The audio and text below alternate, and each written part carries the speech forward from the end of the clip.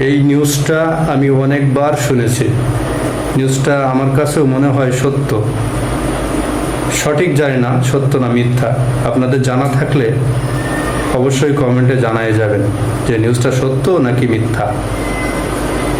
Police হত্যা করলে 10,000 আর ছাত্রলীগ কর্মী মারলে 5,000 এমন চুক্তিতে রাজধানী থেকে ভাড়া করা হয় শত শত পথশিশু। তাদের দায়িত্ব ছিল সরকারি স্থাপনায় আগুন দেয়ার। এমন একজনকে গ্রেফতারের পর গোয়েন্দা পুলিশ জানায় বগুড়ার এক যুবদল নেতার নির্দেশে ঢাকায় তা বাস্তবায়ন করে আজিজ নামের আরেক যুবদল কর্মী। অর্থ আসে মহানগর বিএনপি নেতাদের কাছ থেকে। ইকবাল অনিকের রিপোর্ট।